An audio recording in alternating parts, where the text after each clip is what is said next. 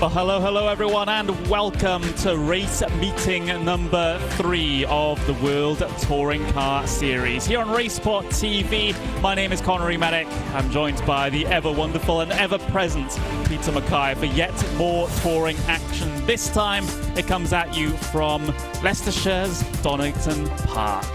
An absolutely fantastic circuit, Peter. It used to be my home circuit before I moved away from Derby, but it's such a classic track. It's been a mainstay on the BTCC calendar, for example, since pretty much the initial year of that series in its current form, and it's definitely a mainstay on any British motorsport calendar.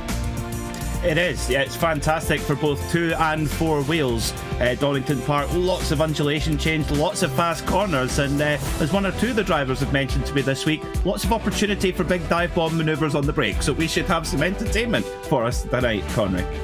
Yeah, absolutely, and well, at least on this particular layer of the circuit, we have a few more little dive bomb opportunities, but we'll get into that one just that little bit later on. But I'm certainly excited to get things going here. We are still very early on in the season, though, here in the World Touring Car Series. We're on race meeting number 3. We've had our events at Brands Hatch and Sandown done and out of the way, but we've still got a long way to go on this one. So for those drivers and teams that potentially have not gotten themselves off to a great start to the season, maybe this is the track where they potentially might be able to build things back. Yeah, this is a crucial round, I would think, as well, Connery, because we're about to go into a 2-week break after 3 races on the bounce, and that'll give a lot of teams chance to take stock and see how the first quarter of the season has gone and potentially make changes heading into the second quarter at Watkins Glen in 2 weeks' time.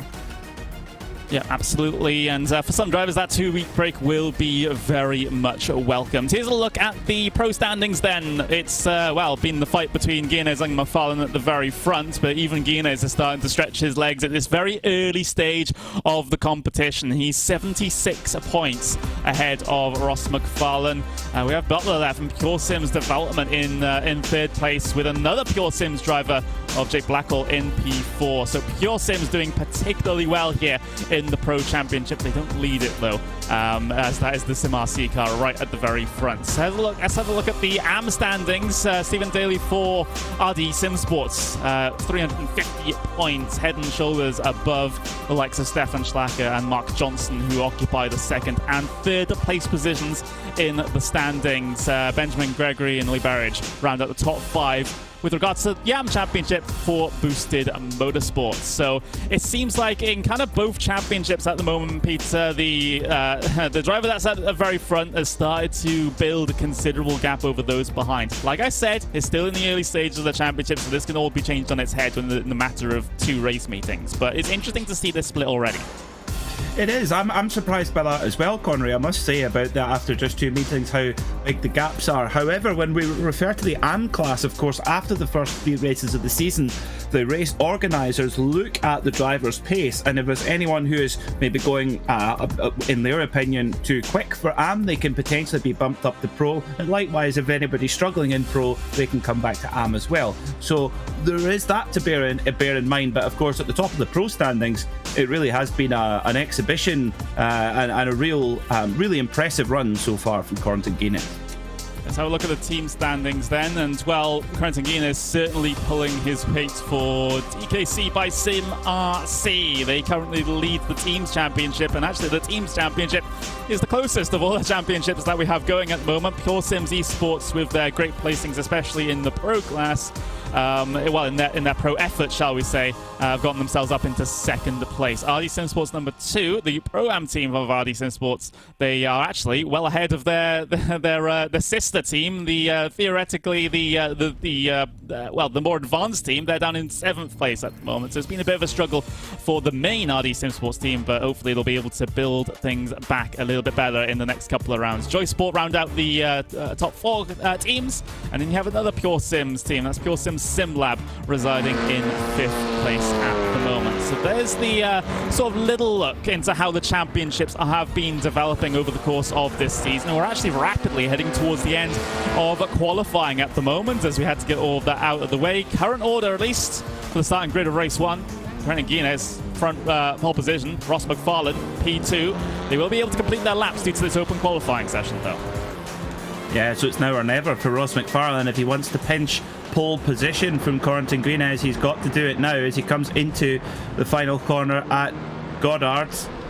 Trying to maximum, no, and he pulls out of it, so no better than second then for Ross McFarlane. Now this is an important lap. Kieran Hansen here, of course, if he can improve on his time and hop past McFarlane, he'll bump McFarlane back to the second row.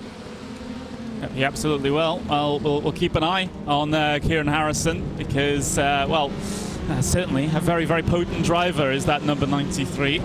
And, coming towards the very back end of the lap now into the final sequence of corners. He's just going to pull it off towards the side, though, down the escape road and potentially take the toe back towards pit lane. Steen Ledger coming towards the end of his lap as well. Morgan Butler in the number 3 of Wilson's car out of the final corner will instead dive down on towards the safety of pit lane. So does the car behind them as well. So a lot of drivers aborting their final laps here.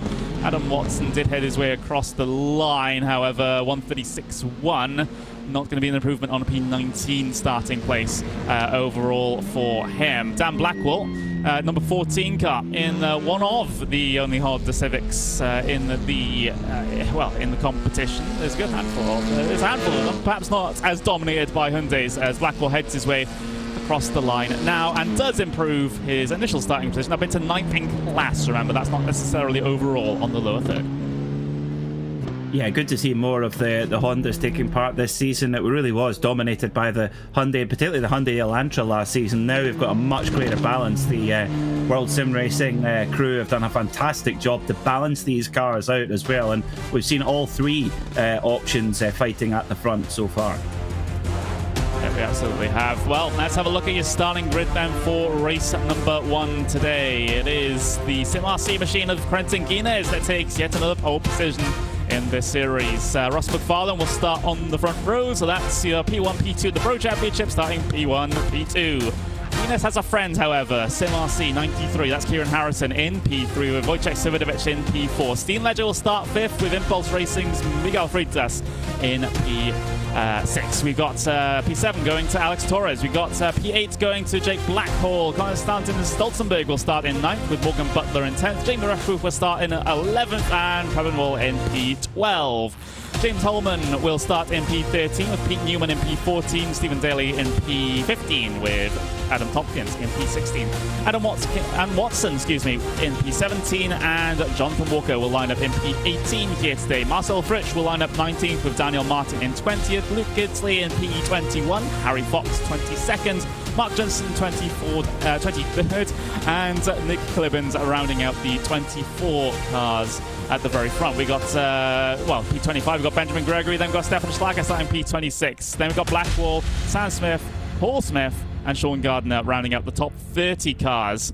We've got about a minute remaining. We got Neil Stevenson, we got John Roberts, Ollie Marler, Matthew Bunn, and Michael Blake rounding out the 35 qualifiers. We had a couple of non-qualifiers though. Damien Harris, Lloyd Prabia, Craig Williams, and Neil Ferrier will start at the very back of the starting grid, at least for race number 1. They're slowly but surely taking themselves to the starting grid now, Peter. We've got about maximum of 40 seconds before we start charging down towards Redgate. That we do. We have perfect conditions here at Donington Park. 24 degrees Celsius track temperature, right on the money for what these drivers need to go quickly. And that's good news, because here at Donington it really does put the tyre through a lot of stress. So although it's only a 20-minute race, you want to try and keep that tyre in its optimum operating window. Might just matter in those final couple of laps where you need that performance the most. But drivers are ready. I'm certainly ready. I'm pretty sure you're ready as well, Peter, and of course everyone at home, to go get some touring car racing action going on here at Donington Park. It is Corentin Guinness from pole position, Ross McFarlane on the front row as well. Sim RC versus Pure Sims at the front. We're about to go racing for race meeting number 3 of the World Touring Car Series. We are underway here at Donington Park. Ross McFarlane already trying to come across and try and defend the position from Kieran Harrison, who finds his way down towards the inside for P2 in the early stages here, attempting to make it a Sim RC P1-2 in the first lap of things. things here. Kieran Harrison does have the runner speed down the hill, down the Craner curves, and he does slide in ahead of that Pure Sims car of Ross McFarlane. Everyone else relatively clean behind. It's always sketchy when you go 2x2 through the Craner curves and, of course, the old hairpin, but it seems like everyone's been able to get through. Up through Schwant's curve they go then towards McLean's, and it is a Sim RC 1-2. Great start from Kieran Harrison. That was really important. Oh, we've got a pile up here just coming into Schwant's curve. Several cars off. Oh, they're all over the place. Oh dear. One of the 3M Hondas off as well. Yeah, that was, I at least saw a 13 involved in that, so that was Nick Clibbons, but it'd probably be easier to say who wasn't involved in this than who was. But Sam Blackwell in the 3M Honda as well. Yeah, I think the instigation of it came from a little bit of 3 wide moments coming through the exit of the old hairpin and up through turn 5 Starkey's and through Starkey's Bridge. So you can't really go 3 wide at many places on this circuit, and when you do, it does risk an instant like that. Here's Neil Ferrier then, the number 91 car. He's going to get hugged off down the inside here at Melbourne if he's not too careful. There we go. Cars attempting to come through on him, but he's going to try and hold station on the way down in towards the final corner of Goddard's. Yeah, did well there, did Neil Ferrier. Toughed it out around the outside and held on to that advantage. Gave him the inside, of course, for Goddard's there as he tucks in behind one of the Craig Setup Shop's Audis.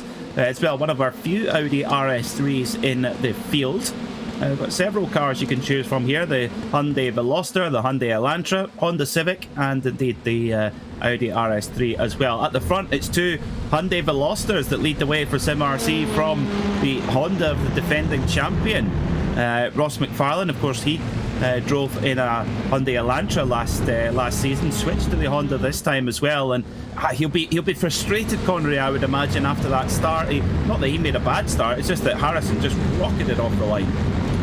Yeah, and that certainly seemed to be the case. There's not really all that much McFarlane could have done about that. And in fact, in the initial getaway, in the first phase of the start, McFarlane was actually got the better of Guinness. It's just like you said, Harrison just got a fantastic launch off the line, and the latter portion of that start really went his way as well. It helped that he was getting a tiny bit of the slipstream from the leader as well. It's not as much of an effect in these cars, but it's still there. What's happened to Stolzenberg though? He's slow. Team PGC number 8 dropping a couple of positions. I think he's got a slowdown penalty there at the Fogger TS's as well, but Stephen, a real-world BMW compact racer, he's not afraid and certainly not unfamiliar with the rough and tumble of close combat action. Yeah, sometimes it requires, to get used to this kind of racing, requires a bit of exposure therapy, can't it? You know, it's sometimes if you're more used to racing, say, open wheels or GT cars, this sort of close quarters racing, even though it does sometimes happen in those categories, it doesn't happen as as commonly here as it does here. It's big moment there for Stolzenberg, back end all sorts of out of shape and able to come back onto circuit. It was an unforced error though. Potentially did he dip 2 tires into the grass? No, it just the braking just got all sorts of wrong. I think so. I think he did just touch one tire on the grass. This is what happened to Clibbons, and Clibbons got clipped there as it, oh dear me, and it just triggers a chain reaction. I think Stefan Schlacker there got clipped as they came through as well. I mean, like you touched on it, Connery, if you're going 2-3 wide through some of these narrow strips of tarmac, there is often going to be calamities. Yeah, we saw that in the initial running there, but apart from that pretty big incident, there's only been a few 1-car or maybe 2-car incidents that have sent people towards the back of the order, which is absolutely fantastic to see. Usually we've seen some pretty chaotic starts here in this series, but it seems like the vast majority of the people of drivers, at least in this first race, we'll get 3 of them today, remember, have been able to get themselves away relatively well off the start, apart from like the incident that we saw on the replay. So with 5.5 minutes elapsed, Quentin Guinness is your leader, from Kieran Harrison, from then Ross McFarlane. We're riding aboard with James Holman. This is the 104, currently in 11th place overall. and well, 11th place in the pro standings as well. It's always great when that works out, but he's currently trying to chase down Jamie Rushworth on his nose. Yeah, Jamie Rushworth there sitting in 10th overall. Leader in the AM class, Stephen Daly, championship leader. He's up there in 13th overall. Great run from him. Good start as well from Johnny Walker in the 88 3M machine. So second in the AM class at the moment. Remember, we have 3 20-minute races here this evening, and of course race 2 and 3 are reversed. By how many numbers? Well, that is up to the wheel of fortune that we'll have in about 13 minutes time to decide the grid. But yeah, Johnny Walker's now got attention here from Ben Gregory. In the boosted Hyundai, but he manages to resist it just about. So Honda holds off Hyundai for now. As well, Gregory still attempting around the outside at Goddard's. That is a very, very tough move to pull off, and as a result, Benjamin Gregory unsuccessful. I do appreciate delivery on that 113. Looks cool, doesn't it? Yeah, it looks very cool. It's also got the Progress Pride flag on the roof as well, which I very much appreciate given my own experience. But fantastic stuff there from Benjamin Gregory. Not able to get past Jonathan Walker yet, though. Although both drivers have gained a good handful of positions off the start, Benjamin has actually gained 8 from where he started. So it's been a positive, initial portion of this first race for Gregory. Now, don't laugh at me here, Connery. I'm a big fan of fruit pastel ice lollies. That's what that reminds me of. You can see where my mind's going. I'm thinking of ice cream. Yeah, I mean, you can see what you mean. I was more focused on the roof of the car. Of course, I know what it actually is, but it just reminded me of fruit pastel lolly. Yeah, I mean, I don't blame you. I think in every other situation I would have seen that and said, ooh, food.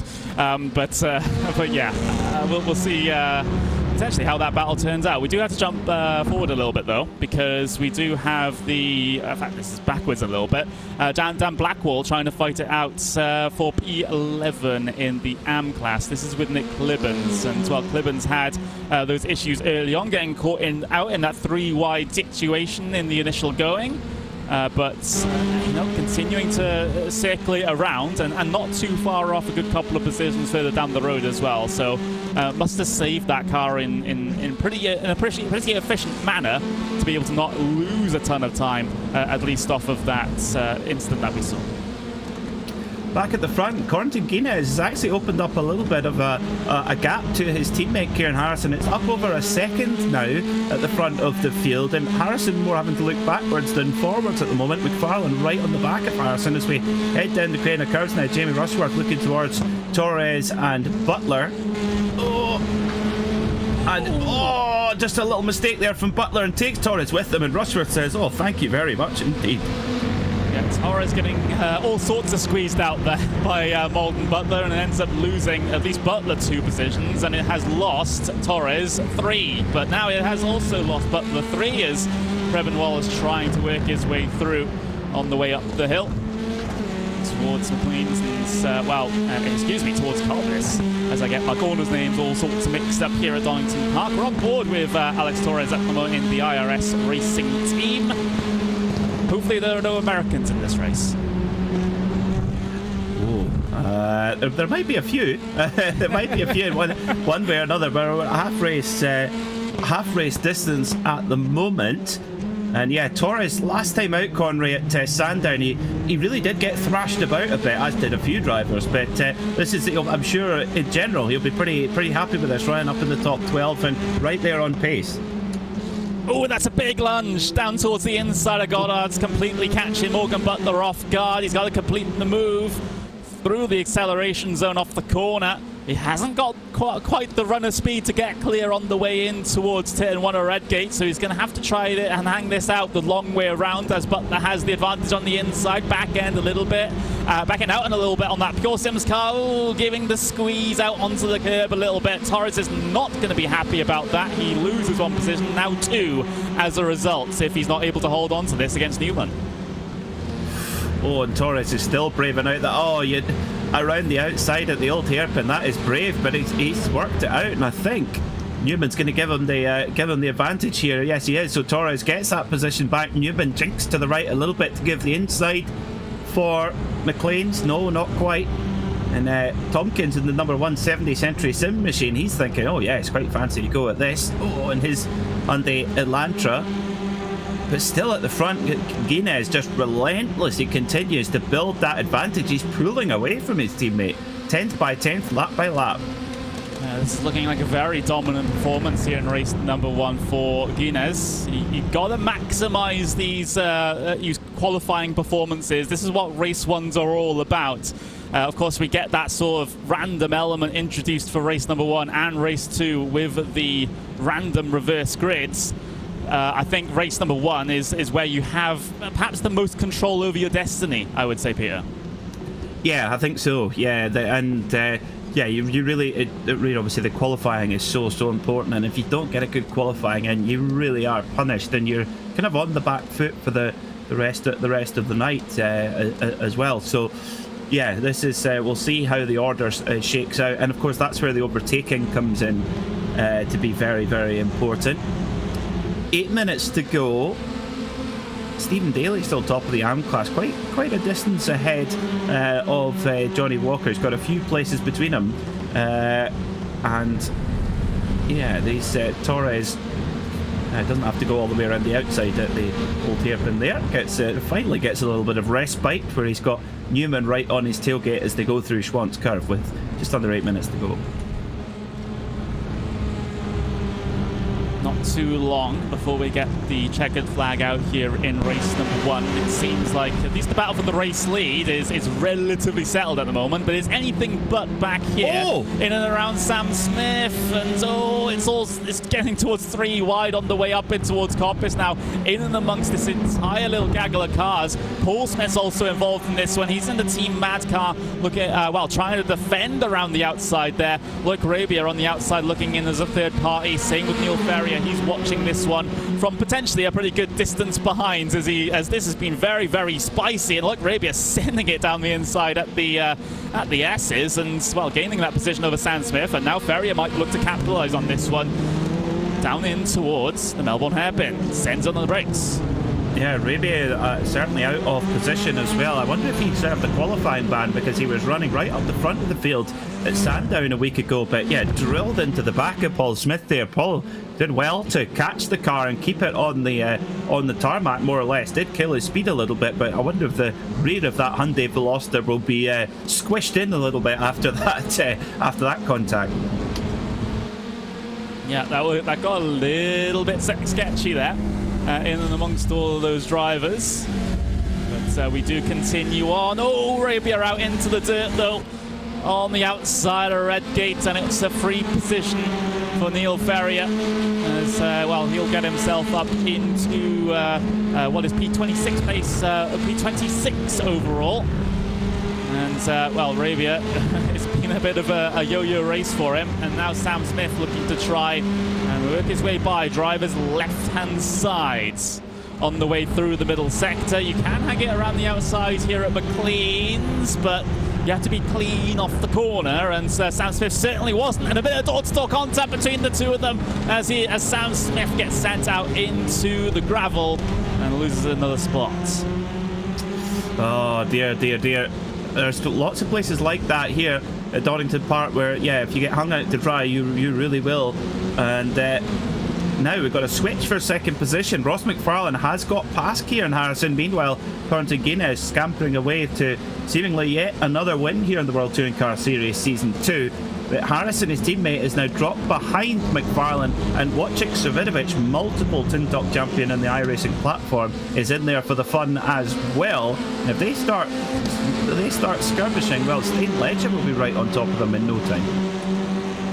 Yeah, absolutely. So, you always got to be careful of these sort of situations. You've got to make these passes done relatively cleanly, and you're going to try and run for the hills once you get the pass done, so you don't get any of those third parties involved in your situation. But sometimes it just does not work out like that.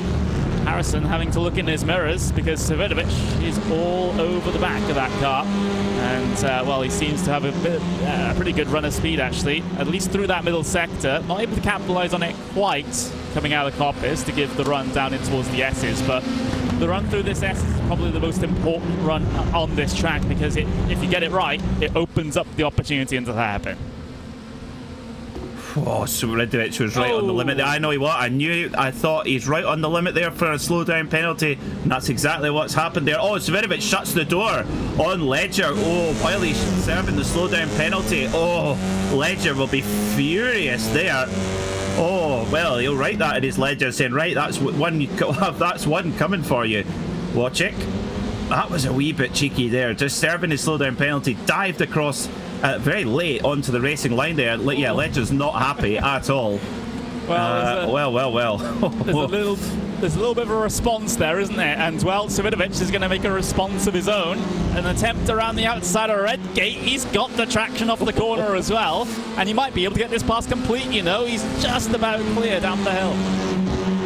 Yeah, watch out for that dive bomb, though, at the old hairpin. Oh, Ledger thinks better of it, though, but he's right on the tailgate of that Hyundai Elantra. Wojciech Sviridovich is, you mentioned it, Conroy, just right. You know, you've got to get used to this sort of racing. Well, this is well, one and the same for Wojciech Sviridovich. He is kind of touring car racing on the iRacing platform. Indeed he is. He's been a name that's been around for, well, a good while. Let's just say that. But we've got 3 minutes left to go here in race number 1. We've still got two very packed races to come, I would have thought, considering the excitement that we've had so far, at least in this opener. Dean Ledger lose a little bit of ground on the way down in towards the S's section. He negotiates the apexes rather well, gains back a little bit of time on this short little run down into the turn 10 hairpin. But whether it's not to be... Oh, he goes deep. Oh, I saw him go so late on the brakes there. I just sort of tripped over my words, and I was wondering whether or not he was going to run into the back of him. But Ledger avoiding contact for now, but that was a deep surge on the brakes. There was nothing left there, was there?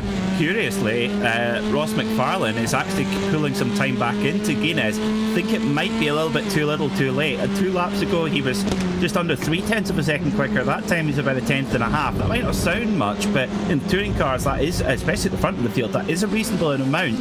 In terms of fastest lap, I mean, yeah, McFarlane also has a faster lap than Guinness, but it just shows you that track position, and especially in this race 1, is critical if you want to win. You've got to be on that front row.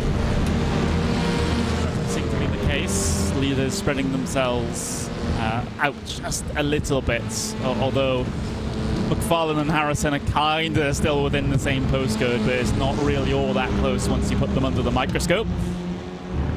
But further back through the field, maybe some excitement to be found. We got a close run thing between Rushworth and Holman for P8 overall, P8 in the pro class as well. This one might give a little bit of excitement before we get the checker flag out on this race. Holman, he just needs to close in that extra, well, 1.5 tenths of a second, and potentially some doors might open. Yeah, this is Holman in the pro class for RD Simsport, running in 9th position. This will be a really strong run. They've had a tricky start to the season, have RD Simsport. They had some good runs, some more difficult races, but this would definitely put some strong points on the board, right there behind the number 6 of Jamie Rushworth and Miguel Freitas, the Portuguese from Porto. He's very, very good in this type of competition as well, in this type of racing. On to the final lap we go then. Ross McFarlane trying his best here to run down Guinness, but I think it might be a little bit too little too late, Connery. Well, yeah, I definitely would come to that conclusion as well. 20 seconds left to go on the timer, whereas Quentin Guinness at the moment. He's just heading out the old hairpin, so this is basically confirmed on the final lap at the moment. 10 seconds left to go before we get the official signal.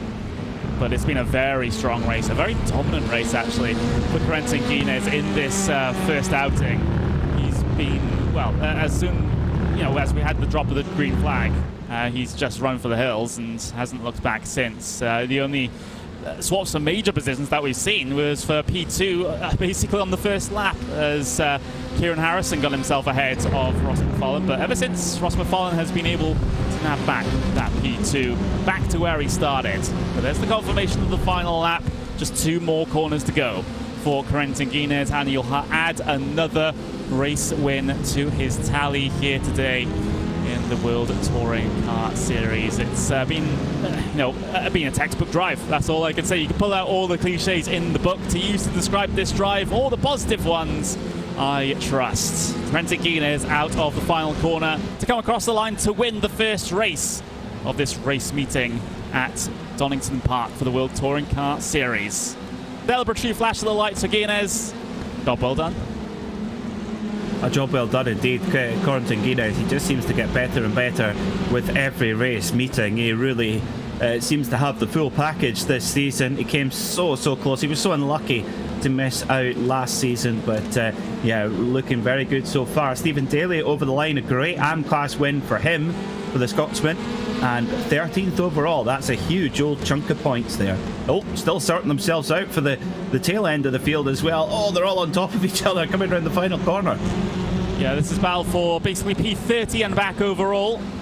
They had themselves a little bit of an altercation there in through the final couple of corners, but they're all able to come across the line astern.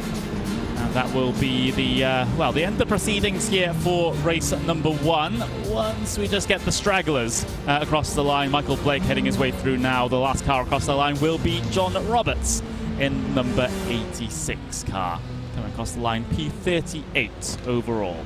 We only had one full retirement from this race. That will be Matt Bunn. He'll end up being technically classified, as far as our racing is concerned, 13 laps down. But let's have a look at what's going to be reverse grid pole position for race number 2 at Donington Park.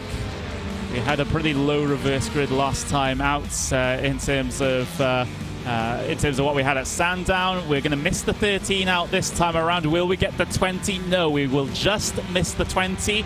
It's a relatively low reverse grid of P15. So that is going to mean that Pete Newman gets himself pole position for race number 2.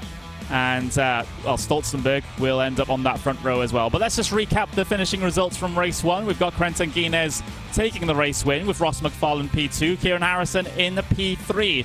And, for those front three, that's exactly where they started as well. Steen Ledger able to gain 1 spot up into P4 with Wojciech Savidovic in P5. Jake Blackhall P6 with Miguel Freitas P7. Jamie Rushworth P8. James Holman P9. Morgan Butler rounds out the top 10. Brevin Wall will take P11 with Alex Torres in P12. Stephen Daly will, with a P13 overall finish, ends up taking the AM win for RD Simsports.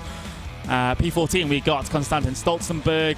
We got Newman finishing in P15. Tompkins, Gregory, Walker, Watson, and Fritsch rounding up the top 20 overall. Mark Johnson P21 overall with Damien Owen-Harris P22. Stefan Schlacker P23 with Craig Williams, Neil Ferrier, Loic Rabia, Paul Smith, Daniel Martin, Sam Smith, and Harry Fox rounding up the top 30. And then those towards the very back of the order, we've got Neil Stevenson, Sean Gardner, Luke Kidsley, Dan Blackwell, Nick Clibbens, Ollie Marler, Michael Blake, John Roberts, and Matthew Bunn is our only retirement from this first race. So we get ourselves a little bit of a break as the admins try to set up the session for race number 2, including all of the reverse grids. The reverse grid that we have now decided. So it does take a little bit of time to get that sorted. Trust me, I've done it myself for some series as well. But while we wait for that to happen, we do have the opportunity to have a little bit of a conversation with Benjamin Gregory. So the driver of the 113, finishing at least 17th place overall, up there in terms of the AM class as well. P2 in terms of AM, excuse me, Ben, as I'll give you credit where credit is due. How was the racing out there today at Donington Park, at least for the first event? I thought it was a lot of fun, actually. A little bit scary on lap 1, where everyone decided to turn themselves in front of me, coming towards the just coming under the bridge. But yeah, it was good racing. I thought it was quite hard to actually keep up with everyone. The pace today is from everyone's fantastic. Yeah, it seemed that everyone was able to keep themselves, at least in the first couple of laps, on the tarmac as well, which is a little bit of a change from what we've seen. It's a very, very good positive change as well. We want to see more of that in towards race number 2 and race 3. 1 retirement as well, which is crazy. But for you, Ben, of course, started back in P25 overall. You gained yourself a couple of spots. You narrowly missed out, I can say. You narrowly missed out on a reverse grid pole position. That went to P15, which is a couple of positions ahead of you. That went to Pete Newman. So what's the plan of action coming into race 2, knowing that, unfortunately, you're not going to get any sort of benefit from the reverse grid?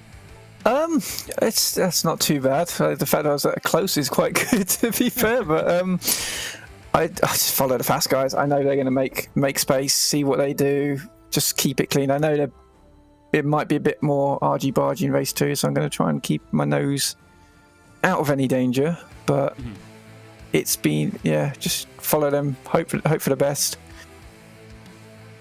Yeah, hoping for the best. At least to just talk to you about your experience racing here at Donington in these cars, because Donington can be a little bit hit and miss. Sometimes it's mostly single file racing in some categories. In some other, particularly actually slower categories, it can actually be a whole bunch of fun with lots of side-by-side action. And in fact, we kind of saw more of the latter than we did the former here in race number 1. Do you think that's going to continue? I think. Well, especially I think it's going to get a little bit more feisty as well, though, with the pro drivers coming through. The slightly slower pro drivers at the front. So you're gonna have a lot more free wide like we saw on lap 1. But I think I'm quite excited. Yeah, absolutely. And it's been a long time since I talked to you. I remember when we used to race ovals way back a good couple of years ago. So it's good to have a talk to you again. I appreciate the livery as well. It's fantastic stuff. But I'll let you get back and prepare for race 2. Thank you very much. Yeah, I miss it. And thank you for the comment on the livery. Cheers. All right, thank you very much, Benjamin. That was Benjamin Gregory, that second in AM class here today, Peter. And we've got another AM driver actually ready and waiting to speak to us. And, well, more specifically you. It is Stefan Schlacker. Stefan, race 1 complete here at Donington Park. What's your thoughts on the race so far? Wenger boys got the party bus, I got the struggle bus. Well, that's always bad when you miss the Wenger bus. I mean, that's a disaster. Put it this way: are you going to like to party in race 2 then? Well, I sure would like to, but starting in 23rd, it's not going to be very easy for me. I'm struggling so hard with any kind of turn-in. I didn't have that struggle yesterday with my setup. Felt actually quite good coming into the day, but it has turned out quite badly. And I was also on quite the receiving end of some of interesting dive bombs into the hairpins as well. So the car wasn't in the greatest shape anymore after the first couple of laps. I think you should put the Brands Hatch setup back in, Steph, because you had a great time there, and it's not that different, the circuit. Well, you say that. It is actually the Brands Hatch setup I'm using. What have you done to it? I don't know. It didn't feel like this yesterday. Maybe it was the track temperatures. I only practiced in hot track temperatures like 36, 37 degrees Celsius, and we had only 23, I think, in the race. So maybe my time will come in race 2 and 3, but I sure do hope that I can switch buses and be on a much better one, because even though I finished 5th in the AM championship here, it still didn't feel like I honestly deserved it, except for that great avoidance I did in lap 1 with that massive crash after the old hairpin. Now, final question, Steph, and this is a hashtag Ask Steph. Trockenbeer and Auslöser or Pinot? I've broken him. Yeah, you've broken me with that one. Zweigelt or Trockenbeer and Auslöser? Zweigelt. Zweigelt. Excellent. Thank you, Steph. Thank you. Oh, there we go. There's well. I'm more of a Trockenbeer and Auslöser guy myself.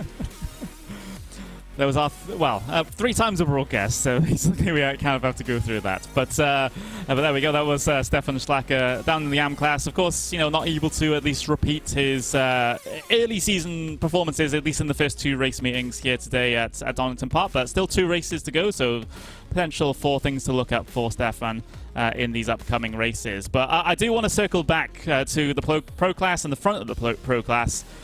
with Quentin Guinness. That was unprecedented pace at the very front of the field. So usually we see Ross being, close there or thereabouts, at least within a second. But for the vast majority of that race, he wasn't even that.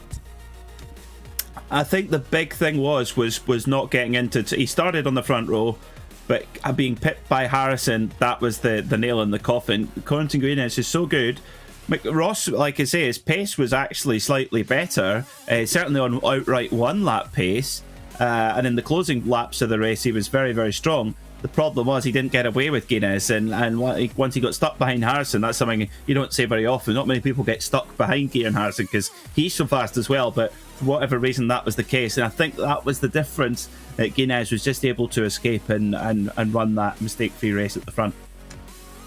Yeah, absolutely. It's definitely an example to show to basically every single driver out on this track, is that this is how you drive a touring car around Donington Park. That was the lesson that everyone needs to learn. We do head into the second race though. The server is up. We got about less than 5 minutes before we get ourselves our gridding procedure underway for the second race, and of course, as always here in the World Touring Car Series, the second race potentially the tougher one in terms of track conditions. This is the one that happens in the sort of middle of the day. In fact, we're 5 minutes past midday, so it's taking the definition very literally there. 32 degrees on the track temperature, not the hottest track temperature I've ever seen, but it's just going to push those tires just that little bit further. Like you said at the start of the broadcast, though, Peter, it's only a 20-minute race, so it's not going to be the factor that's the forefront of everyone's minds. But it's something to consider, especially if you're pushing hard a lot in the early laps. The track temperature is not going to help you in this situation. No, that's interesting how it's climbed up from, I think it was 24 in race 1 up to 32, and that's just tipping over the edge of where ideally you'd like it to be. That slightly balmier track temperature will make the track just ever so slightly greasy, and we have seen, look in those last 3 or 4 laps of the race there, Ross McFarlane definitely had a pace advantage over Quentin Guinness that he didn't have at the beginning. Now that could be to do with tyre conservation. We know that Ross is very good with tyre conservation and also very good with tyre gifts as well, Conroy. I saw in the virtual paddock after last week, he had a fantastic gif of the Michelin Man doing the Gangnam Style dance. Which I must remember to favourite that so I can use it in future. Having a good gift game is very important. That's a bit of an outdated meme though, Gangnam Style. But when have you ever seen the Michelin Man do it though? You're right. I have not ever seen the Michelin Man it's a new do twist. The Gangnam Style dance, but you can only hire that costume. You have to prove you're an employee of Michelin Tire. Yeah, it's kind of like if someone brings up an old meme like that, I'm just reminded of my parents discovering some old internet joke from way back and treating it as a new thing. Like that's kind of the thing I see there. But you have to give them a free kick on it. But with that said, please do send me out the broadcast. You want to see it? Yeah. The Michelin Man doing the Gangnam Style. Love it. I did have to preface that with everything from before, just to make sure I'm in the clear. But you go, I'm cooler than this, but I want to see it. Yeah, it's I'm hipster for my memes. That's the situation. 2 minutes to go here in practice. Everyone getting themselves acclimatized to how the track conditions are. Of course, 15-car reverse grid for this one, so Pete Newman on reverse grid pole position here. Very, very good opportunity, of course, for Pete to be able to come away with a fantastic result. The same goes for pretty much everyone that sort of is on the good end, quote unquote, of the reverse grid here. It's what makes this series not so much unique, but it's a good addition to touring car events. We see it in the real world with the reverse grids as well. It does add a little bit of spice to things, especially if, like I said, if we have situations like we had in that first race where it's possibly just going to be one driver running away with all 3 race wins at the very front of the field because they're so much stronger than everyone else. So that kind of allows us to see new people at the front, and not always Keenes and McFarlane.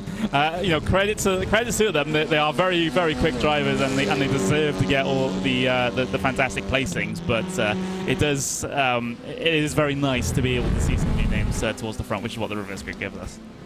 It does. It gives us that, and it also for the our championship contenders, it really shows us who's the most complete driver as well. Because we've seen it. I mean, if you take Formula One as an example, when Sebastian Vettel won his 4 F1 World Championships, which was incredible to see. Most of it he did from the front. It wasn't necessarily wheel to wheel all the time. So it's interesting. What I like about this championship is that you have to be able to be good wheel to wheel. You have to be clever. You have to be the complete package to win the championship. Because remember, only 1 out of the 3 races is done on grid order. So you're doing a lot of that coming through the field if you're going to try and win the championship as well. Now, Connery, one last thing on gifts, I promise.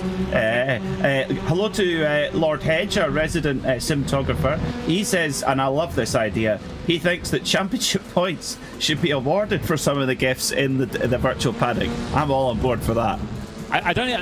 That's fantastic.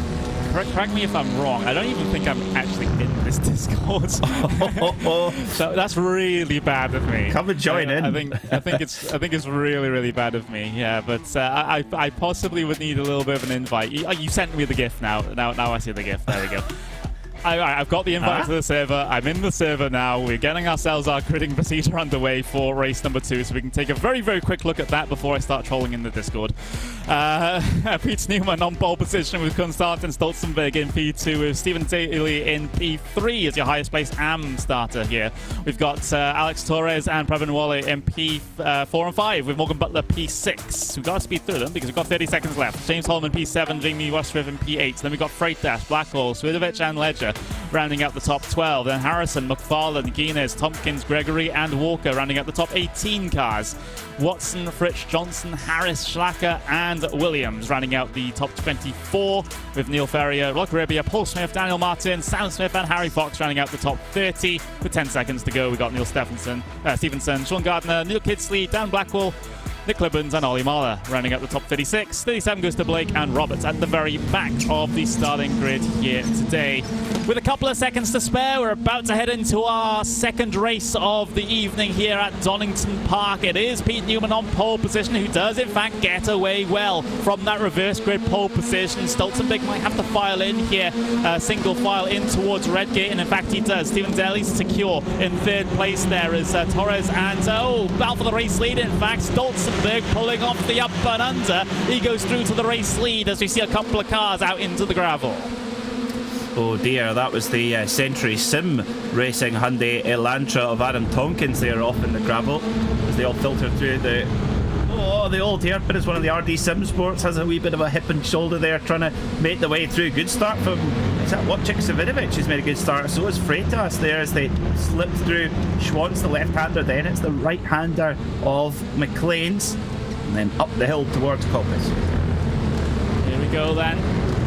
Freitas trying to hold on to position up against Jamie Rushworth. Rushworth, pulled back into a battle with Savinovic. Savinovic trying to work his way through this field. Hasn't been able to make any progress so far on this first lap, but never say never as we see a car out in the grass, excuse me. That is the number 9 car of Ollie Mahler having problems here. He started towards the very back of the grid, so something must have gone on all the way back there. Looking back towards the front though, oh, that's a tangle there in towards the hairpin. Stephen Daly's in the middle of it as we get Previn Wally. Well, he got the worst of that one in that little instant there. It was a 3-wide attempt on the way down into the hairpin. In fact, I don't think there was the overlap there for a 3-wide. We'll have to see it on the replay once we get it. Yet more incidents happening towards the very back of the order. That's the number 13 car, Nick Clibbons, having an issue with an other. That's John Roberts. John Roberts might have overcommitted on the brakes into the hairpin to cause a front-to-rear contact. good start for Stolzenberg at the front of the field after a really difficult race one. He's making amends now. Meanwhile, Kieran Harrison trying to charge through side by side with McFarlane. I think that is as they go down towards the old hairpin. Guinness has made a super start as well. Yes, it is McFarlane who slips past Harrison, does he? Oh, as Harrison gets nerfed out onto the grass as well. The two Pure Sims cars come by. Harrison rejoins. And I think McFarlane's backing out the throttle. Always very good sportsmanship there from the man from Edinburgh, and allows Harrison to go by. Oh, his teammate goes off in the background. That's Blackhall. Blackhall, excuse me. And that has just lost them that little bit of the scent of Cornton Guinness, who's making super progress. Yeah, and well, the front of the field has been a little mixed up as well. On their way through in towards that chicane. Rushworth trying to get a run of speed. There's also McFarlane trying to get a run of speed on Harrison as well. So a battle for what would usually be the top position between two top drivers sort of happening buried outside of the top 10 at the moment, which is always interesting to see, and there's the excitement this sort of reverse grid brings as we see Craig Williams 16th place in class in that pro category. Oh, and he's going to get barged down the inside there. Who was that? That was by Mark Johnson. Decides to give him a little bit of a tap through the middle of the corner. And, well, Craig Williams is nobly holding up the honour of Ingolstadt as the only Audi RS3 in the field. And doing it well, it must be said. Meanwhile, Torres and Rushworth, coming down towards now. Torres has said, I'm having the inside line this time. I got stuck on the outside so many times in race one. A little bit of contact, but they do get through clean, just. Correct the record, Mark Johnson. Well, he was in an extended side-by-side battle with Craig Williams, so that wasn't a launch down the inside of the final corner. That was just how it appeared on first look.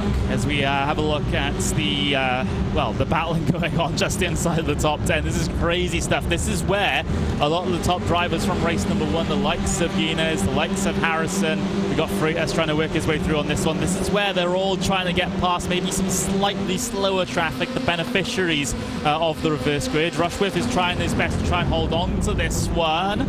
And on the brakes into the chicane, and well, keeps Guinness behind, keeps the championship leader behind for now. And well, it's an accolade, it's something in the trophy cabinet. For every single lap you can keep Guinness behind you, but he's going to send it down the inside at the hairpin and slides in ahead of Rushworth, and well, puts one car between himself and Freitas, and well, another car between himself and Harrison.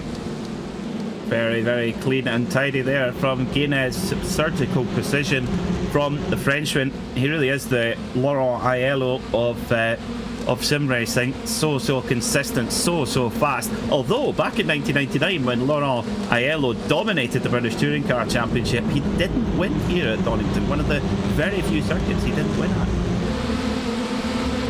You learn something new every day when you commentate with Peter Mackay, apparently. You're just a gold mine of knowledge, and I'm very appreciative of it. But look at this side-by-side down the grainer curves between Ross McFarlane and Kieran Harrison. That's an important pass to pull off for Ross, but here comes Harrison and back up underneath at the whole hairpin. Coming through Starkey's Bridge now. Left-handers on the way eventually into the right-hander of McLean's. Harrison has gotten the position back, but there's another up and under opportunity here from McFarlane. It gives him the rear bumper, or gives him the bumper, almost turns him all the way around, but Harrison's able to gather that one up. Yeah, good hold there from Harrison there, with getting a real bit of a hurry on there from Ross McFarlane. And all that battling has allowed Guinness just to break the dam a little bit and move forward up into 7th position. Good run as well from Stephen Daly in AM class. 8th place overall, miles ahead of his nearest contender in class. He is dominating that class at the moment. Yeah, and well, it's a good performance, at least from the RD Simsports point of view. Here's the instance at the back of the field. Ooh. Well, not the series sponsor, don't do that. Don't hit the series sponsor. Think about it. Yeah, you'll want to try and erase that one from your memory, I would have thought. Here's Michael Blake in one of the other Team Mad cars. This is Paul Smith's teammate. Out onto the grass, and yeah, 2 tyres out into the grass, at least in these cars, causes a big upset. There's Ollie Marler shutting the door there, and shutting the door and paying the price for it. Gets turned around, quarter panelled, and nothing he can do as he skitters across the grass. More replays. Here's Nick Clemens. More, lots of replays. Getting clattered from behind. I think Clibbins must feel like a bit of a hockey puck in this race meeting. He's been bumped, he's been barged, he's going to be awful bruised after this evening. That was the driver John Roberts, by the way, that came in from behind. Harry Fox out into the grass, out of the old hairpin. He's certainly not the first one and certainly won't be the last, but straight out into the path. Who was that? The wonderful pink and black machine. Can't recognise it for now. That was, I think, what you would call getting full throttled. Yeah. Well. I believe that was Luke Hidsley, or at least one of those cars. It did look like Johnson. just, full throttled him by the looks of it. Which is not what we like to see if that is what happens. Well, we have stewards for a reason. Let's just say that. God. Could you think? I don't envy them, Connery. I really don't. There's a story that I really wish I could talk about on there, but I won't. But so it takes a bit of it. He's in the number 80 car, and where is he at the moment? Just looking up and down the order. Well, he's got himself P14 overall, and he's got a gaggle of cars that, at least actively trying to fight ahead of him. Harrison trying to fend off Freitas. Now Freitas caught out of line a little bit, out of Redgate, and now McFarlane on his way down the Craner curves and might be able to swing it around the outside of the old hairpin, and in fact he'll be gifted the spot as Freitas lifted out and knows that side by side through the old hairpin tends to result in one of the cars, at least getting squeezed out. So, still at the front, Stolzenberg holding on at the moment, although Pete Newman's on the case in the number 58 car, Privin Wally in third. Now, whereas Guinness, just as we say that, he's up to sixth and he's only 4.8 seconds back with half of the race left. So watch out for Guinness. Could we see a 2 from 2 here from the Frenchman? Potentially. We've still got half the race to go. Here's Freitas versus Savinovic, and Savinovic spins and slides and collects Blackhall through the chicane, and everyone's got to be careful trying to negotiate their way through on this one. Johnson has been involved in this as well. It was contact with a car stricken in the middle of the circuit of Jake Blackhall, but Freitas did give Savinovic a bit of a squeeze out onto the curb. Savinovic lost it on said curb, and it was a big task to try and recover that one, and causes a big mess. Big mess, and Blackhall definitely came off worse there as well. Let's have a look at it again. Savinovic loses it on his own, actually. And, nothing Blackhall could have done. Nothing whatsoever. And Biff, oh dear. Yeah, Johnson, it's so hard to even see those cars. Yeah, it was more smoke there than a Dr. Dre video. No wonder he couldn't see where he was going. Yeah, especially if you have your smoke settings in sim, your particle settings up quite high, it tends to make the smoke quite thick, and you're not able to really see through it. So I kind of forgive not being able to see. But the thing is, if you can't see, then potentially just graze on the brake a little bit and be able to make your way through. But even then, I think that instant with the way the car was laying across the circuit and the trajectory of Johnson, I think that was kind of inevitable no matter what he did anyway. Tim Perry in the chat is saying that he'd like to give Boosted Motorsport a fan boost like they have in Formula E. It says they need it. I think we should have gift boost. If you post the best gift during the week gets a boost in power after the race. Well, look, after this battle, I could say how it would work here in iRacing. Maybe not with these cars, but turn the power up. Yeah, but there's RX Torres getting himself the position defended over Jamie Rushworth. Harrison, big look towards the inside and towards Goddard, causes Rushworth actually to go a little bit later on the brake, and he was concerned about running into the back of Torres, and a bit of a hip check coming off the final corner as well. That's going to lose Kieran Harrison a little bit of ground on the way into turn 1 of Redgate. He's still insistent on the overlap, but it's not going to result, at least in any advantage in the early part of the corner. Maybe a little bit of a wider arc through and better exit speeds can pay dividends on the way down the hill through the Craner curves, and that seems to be exactly what Kieran Harrison has been able to manage. But can he keep the nose in there for the old hairpin? Guess that's going to be no, but he gets a good run off, but it's straight into the right rear quarter. Oh, they're really playing fast and loose in this middle part of the pack here as well, and this is important for championship as well, with Gaines clearing up the road. Kieran Harrison, whether it's by design or otherwise, is doing a really top job for his teammate here, because defending champion and second in the point standings at the moment, Ross McFarlane, he cannot get past Kieran Harrison, and that's allowing Gaines more and more opportunity to escape, and not much that Stain Ledger can do either, who's stuck behind Ross McFarlane in turn as well. Jamie Rushworth could play a factor in this as well, although his SimLab on the car is a pure Sims car, just in a different livery. Mistake from Harrison there, out of the Fogarty S. Here's his opportunity for the Scotsman. Gets the job done. Harrison does give him room, and yeah, McFarlane gets the job done nicely. Yeah, that's a great authoritative move there from McFarlane. He got that run needed through the S's to set up the move into the hairpin, and was able to execute in quite comfortable fashion as well. That's exactly what you love to see when it comes to a pass here at Donington Park. But we've got ourselves, what, 6 minutes 48 seconds to go, and yeah, Stolzenberg still leads, by the way. Not quite our reverse grid pole position sitter, our reverse grid front row sitter nonetheless. Stolzenberg 0.6 seconds, now 0.7 seconds, well, 7/10 of a second is the advantage he has back to Pete Newman at the moment. So Stolzenberg potentially on for his first race win in this World Touring Car Series. If I'm not mistaken, at least if I'm just double checking. Yeah, well, absolutely, season one results. He's new. No new driver for this season is Stolzenberg. But Newman was 0.2 of a second quicker last time by, so Newman is threatening Stolzenberg. 6 minutes to go, and it's going to be, it's going to be the longest 6 minutes of Stolzenberg's life. Well, apart from when you're waiting for brown rice to cook, that's going to take a lot longer than 6 minutes. Does it ever cook?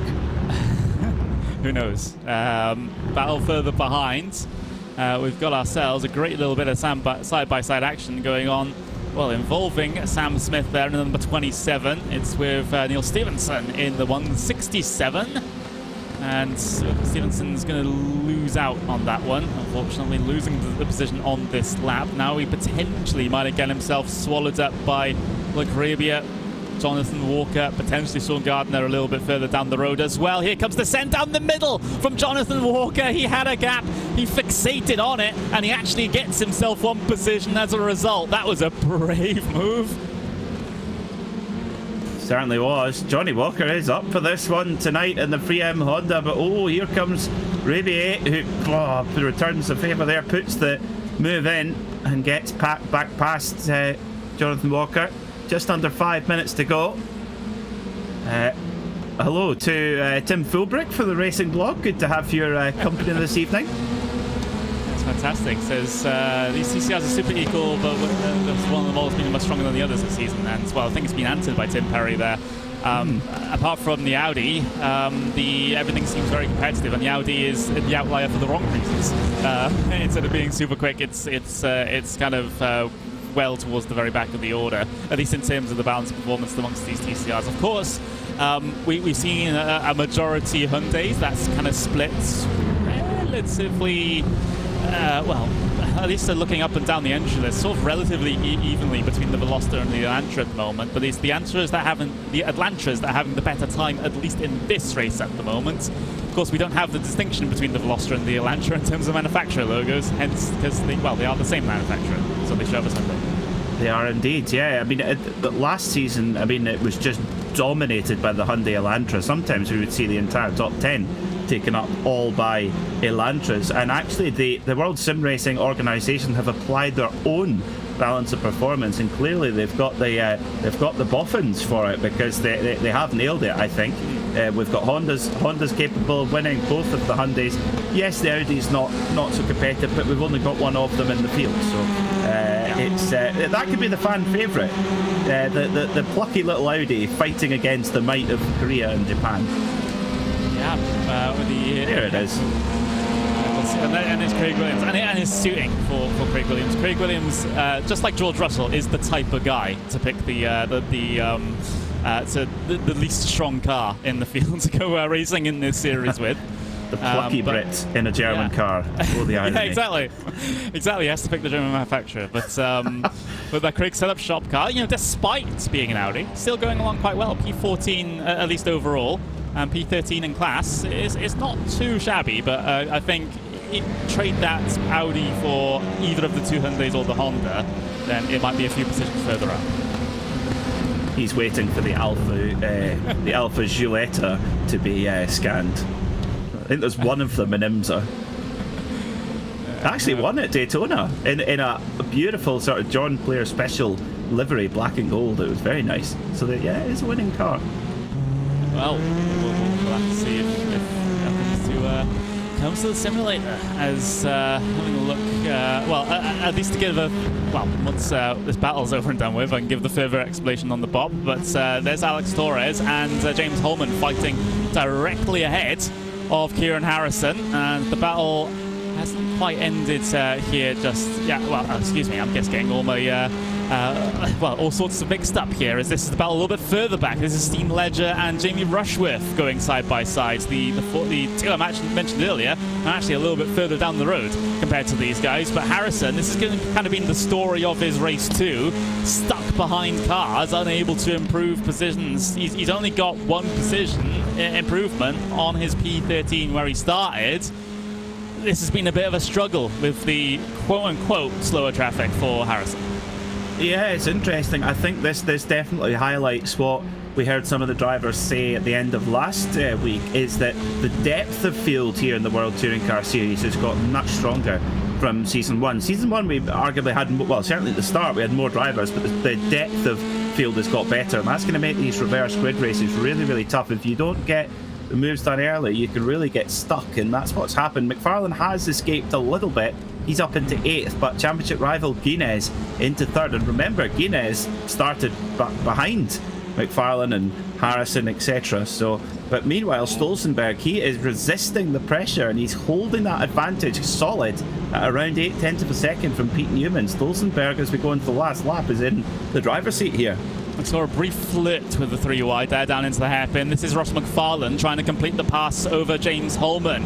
Holman trying to hold it out on that inside line through Goddard's, and well, he has been able to do so, but he loses a bit of the run down the pit straight here to Ross McFarlane. McFarlane's able to return back to the normal racing line. A bit of a switch for Holman, looking to take a bit of a shallower entry to that turn number 1, but it's not going to result in any sort of overlap into there. This is the start of the final lap then. Stolzenberg, what a race it's been for him. It's reverse grid front row, turns into a reverse grid race win potentially, if he's able to hold on to this for the back end of the lap. Pete Newman, he has been showing signs of being able to chase down Stolzenberg, but he hasn't put in the consistent good laps required to be able to make any sort of inroads into that number 8 car. So for Stolzenberg, he's a straight, a chicane, a mini straight, a hairpin, a mini straight and a hairpin away from taking his first race win here in the Touring Car Series. Yeah, it does sound like a lot when you put it like that, but not a lot in terms of lap time. But for Stolzenberg, he did exactly what he needed to do, didn't he? He got himself that great race start. He got the position in the bag coming through the first couple of corners with a fantastic switchback on Pete Newman. Pete Newman wasn't able to respond. Stolzenberg got the gap and maintains the gap on the way in towards the final corner. Checkered flag is out here at Donington Park, and it welcomes a new race winner in the series. It's Konstantin Stolzenberg coming across the line for Team PGZ to take the race win for race 2 of this Donington Park race meeting. Great drive there from Stolzenberg. Brilliant way to bounce back after such a tough race 1, getting the job done. Guinness onto the podium overall. Great drive from the mid-pack from him. McFarlane gets up to 7th, and another dominant AM-Class win for Stephen Daly. Wowee. I wonder if his... I can hear the scissors clipping with his AM license in the steward's room. Oh, who was that? One of the 3M Hondas tangling there. The start-finish line is relatively far down the start-finish straight here at Donington, so racing out of the final corner is not too uncommon. It was Sam Smith getting into the back of Jonathan Walker, I believe, coming out of the final corner. It wasn't a tangle that changed any of the order that they came across the line in, so all should be fine in that one as we see the rest of the field head their way through and across the line. Race number 2 is in the books here for meeting number 3 at Donington Park. We're getting through. Well, time flies when you're having fun here, let's just say that. But we've got, before we can get to the official race results, we got to see who starts on pole position for our final race of the evening. It cycles all the way through. It might be P15 again, you know, and it lands on P15. So it's for 2 races in a row. It's P15 that get themselves the pole position, and it's going to be the number 80 car of Savidovic. Savidovic gets himself pole position. That's a potent affair coming into the third race. But what a performance it was in race 2, though, for Stolzenberg, picking up his first race win in this series. Pete Newman, a good run, considering the reverse grid pole position.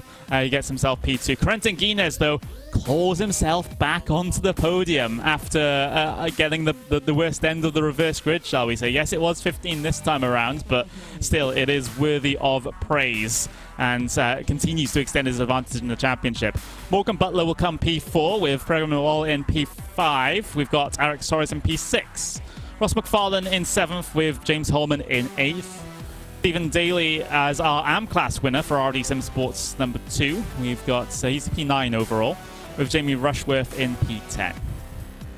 Steen Ledger will take P11 with Kieran Harrison in 12th. Miguel Freitas P13 with Craig Williams 14th with Wojciech Savidovic, our reverse grid pole position sitter for race 3. He's going to finish in P15.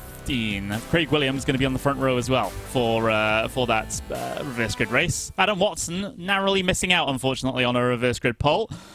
Neil Ferrier not too far off either in P17. We've got Damien Harris in P18. Stefan Schlacker down in 19th as our I think he's second place in the AM class. I'm surprised we had to scroll back that far to find second place in the AM class, but that's where Stefan Schlacker resides. Marcel Fritsch in P20 as we see Benjamin Gregory P21, Paul Smith P22, Luke Kidsley P23, Dan Blackwell, Jonathan Walker, Sam Smith, Neil Stevenson, Sean Gardner, Michael Blake and Mark Johnston round out the top 30 cars. Then further down the field, we've got P31 with John Roberts, Daniel Martin, Nick Clebens, round out the top 33. We've got 34 going to Ali Marla, 35 Lacrabia, 36 Jake Blackhall, 37th is Harry Fox, and 38th is Adam Tompkins. So with that all said and done, we've only got one more race to go here at Donington Park, but before we get into the action, we can speak to a couple of our drivers. And in fact, the first driver that we have into our commentary booth is Ross McFarlane. Ross, it seemed like it was a relatively decent struggle to try and work your way through on those that had benefited from the reverse grid. Just take me through it. Starting P14, got up into 7th. I would argue that's a pretty good result, but then I guess you have to consider what Guinness did. Yeah, it's a decent result. It's the reverse grid was really tricky there. I think, again, the cars are super close. At the very start of the race, it's difficult for the Honda to kind of heat up the front and rears, so you're kind of in limbo for a lap and a half.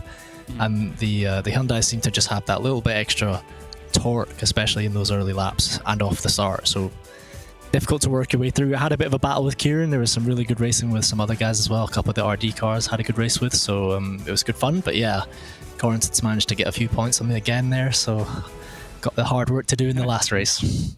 Yeah, absolutely. I mean, you got a few more cars between you and him in this reverse grid race now. So does that change your plan at all, or are you just going to attack it like any other reverse grid race? I'm going to try and drive it the same way. Obviously, a lot of people tend to think that the last race of the night or the last race of the meeting is the aggressive race, but I'm going to try my best to keep it clean and make my way through. Probably going to be a little bit colder than that last race, so the grip should be good and you can push a little bit harder. So yeah, looking forward to it. We're looking forward to it as well. Thank you very much for joining us, Ross. We'll let you go and leave you to get prepared for our final race of the race meeting. But fantastic job in race 2 otherwise. Cheers, guys. That was Ross McFarlane there speaking to us. And, well, we do have to bring into the booth Mr. Paul Smith, RaceSpotTV's very own. And, well, he's standing by with Peter Mackay. Paul, my friend, 2 races down. How's your night been? I tell you what, the start of these races, when you're starting further back in the pack, it reminds me of being at the school Christmas dance. You've got to find yourself a dancing partner and just hope that they haven't got 2 left feet, because, my goodness, it is one heck of a battle back there on the opening laps of the race. It's, it is... It's hard work, but it's been really fun tonight, and I'm going in the right direction in both races so far. So tell me, Paul, which have you found easier, charming your way into a dancing partner at the school disco, or going down Craner Curves? Craner Curves, because of course I never got the partner at the school dance. But you know, I don't believe you. Oh, it's true, my friend. It's very true. But yeah, it's certainly been an entertaining evening. Managing to dodge my way past an incident in first race that was further back, and do you know what? Generally speaking, from around me, the racing has been really, really good and really hard but fair.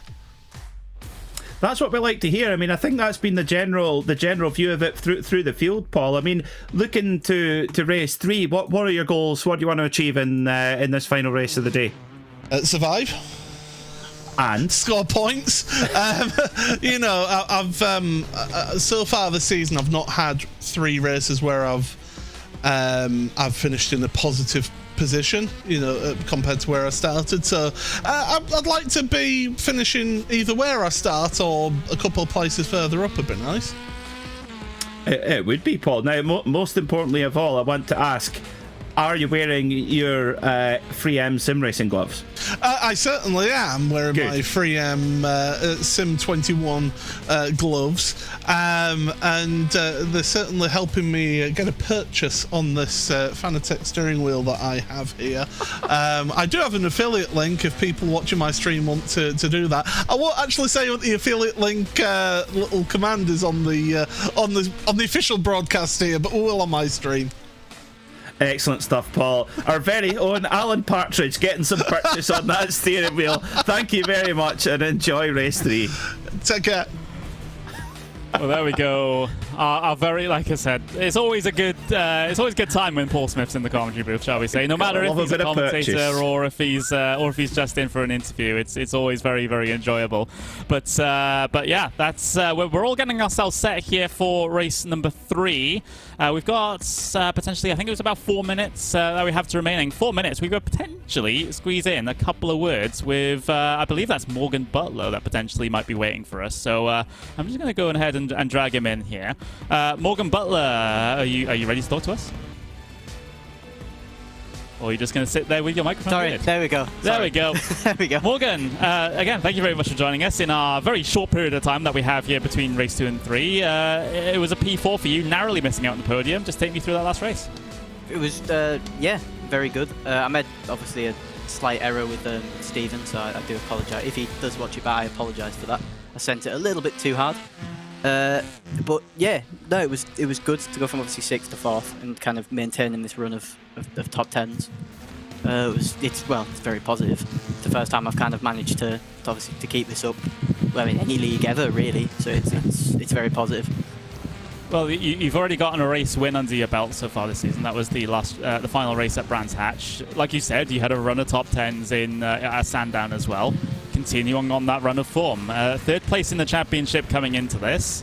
Has your predictions as far as to what you're expecting throughout this season gone up a little bit as a result? You know, because I know some drivers at the start will say, okay, if I get a top 10 in this season, that would be great, or I get top 5 or whatever. Have you adjusted where you're sort of thinking that where you are over the course of this one? For me, it's kind of staying the same as kind of when I went into the season. It's not necessarily maybe a case of trying to think, okay, I'm P3 in the standings, I'm this, I'm that. It's that thing of just keeping consistency, trying not really to focus on it, because as soon as I start to focus on it, I'll try and push to stay there. And when I push to stay there, that's when the mistakes will start to happen, and that's when the consistency will go.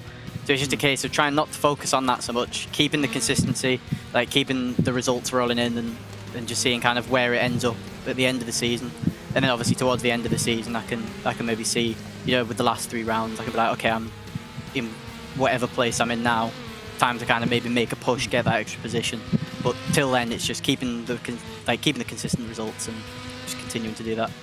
Yeah, so that's a very, very mature perspective to bring to it as well. And well, I wish you the best of luck here in race 3. You've got about 2 minutes to get yourself prepared. So thank you very much for coming to speak to us and eating into your preparation time. But thank you very much. There we go. That was Morgan Butler there, coming home P4 in that previous event, and certainly seems to be happy with the way his season's been going so far. It's been great, the consistency of results for Butler, at least in the last, well, I would say probably about 5 or 6 races at this point. Yeah, it's good to hear him in good spirits and taking it one lap and one race at a time. Very important. Tell you what, Konstantin Stolzenberg will be absolutely on cloud 9 at the moment, getting that win after such a tough race in race 1, and hopefully he'll be looking for more in race 3. Good to see, and I'm sure the drivers will be happy as well, Conrad. Very, very similar conditions to what we saw in race 2, so that should be good. The drivers will know what to expect going into this final 20-minute sprint. Yeah, absolutely. So, yeah, at least we heard from Ross that he was hoping the track temperature was a little bit cooler, but it hasn't come down really all that much compared to the second race here today. So it's so yeah, it potentially might still be a tiny bit of a struggle with regards to tyres, but well, it didn't seem to really hurt that many drivers, at least in that second race. So third race should be relatively plain sailing, but like was mentioned, people tend to push a little bit harder in this third race, so I guess we'll just have to see with regards to that. But we got ourselves 35 seconds left before we get our grilling procedure underway, and once again it is a top 15 first grid with Wojciech Savidovic on pole position. Peter, let's see what Savidovic can do from pole position. It's been a while since we've seen him sort of battle within the realms of the top 2. Yeah, he's been very, very close to it though, and I've seen this many times where if Savidovic gets a good grid position, he will make the most of it. He's definitely the favourite for this race coming up. A front row start is exactly what he needs, and yeah, I mean, he's been there right on pace with the rest of them. Let's see what he can do. Absolutely. So, checkered flag is out here in qualifying. We'll get ourselves our gridding procedure underway. We'll get the confirmation of the reverse grid as well. But we've had a very, action-packed first 2 races here at Donington Park. Let's see if the third also delivers in the exact same manner. Here's the starting grid. Wojciech Savidovic on pole position with Craig Williams, P2. Miguel Freitas will start in P3. Good opportunity for the Impulse Racing driver to get a good finish. Same with Sim RC's Kieran Harrison as well. No longer stuck behind a lot of slower traffic. So let's see what the 93 is able to do. We've got Steen Ledger a little bit further back as well, at least on the starting grid. Jamie Rushford P6. We've got to speed through these. So Stephen Daly, James Holman, RD Sim Sports occupy the same row there. Guinness starting back in 13th place. We've got Damon Owen Harris back in 18th place. Stefan Schlacker 19th with Fritz in 20th. Gregory in P21 with Paul Smith in P22. We skip a couple and we head down to the realms of Michael Blake and Mark Johnson on the bottom end of the top 30 with John Roberts et al. Cycling their way towards the very back of the starting grid here today. Our final race in the World Touring Car Series at Donington Park is about to get itself underway, and in fact it is underway. It's a bit of a sluggish start from Craig Williams from the front row, though. He'll get swallowed up by the pack as Kieran Harrison has gotten himself a very good launch. He's already gotten himself past Williams, and he's already challenging Miguel Freitas for P2. That Sim RC car on the charge early on, stacking up further back through the field to all sorts, lots of 2x2 on the way in towards the Craner curves for the first time. Steen Ledger and Craig Williams fighting it out. Same with Jamie Rushford and Stephen Daly further back through the order. Daly getting a little bit of a hip check to the left-hand side of his car on the way through the old headbend, but this car spun towards the inside, out into the grass. Jamie Rushworth is in it. Ross McFarlane, that's important for the championship. Ross McFarlane is in it as well. And further back, we've got James Holman, has also had a piece of it. Is it Harrison or Guinness? Oh, I think it's Harrison. It's Guinness. Oh, it's Guinness. Oh. Big damage to the rear end, at least on my view as well. That must have been a big shunt for the 888 machine, and in fact on the live pictures he's lost control of the car, he's lost the wheel, and now he's out into the gravel.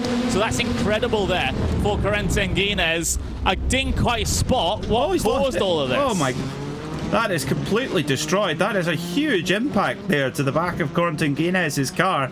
Looks like he's going to try and... Yeah, the wheel's completely gone. He's trying to bring it back like Schumacher at Spa in... what year, I can't remember, but... Wow. The one where he nearly chinned Coulthard and thought, actually, I might break my hand if I punch him in the chin. Oh dear. So McFarlane off, Guinness off. So the top two in the championship hit issues. Marcel Fritsch, he's in the fence. He's almost in the Radisson Hotel car park there. Dearie me, what a chaotic opening lap. Well, ironically, Ross McFarlane did call it.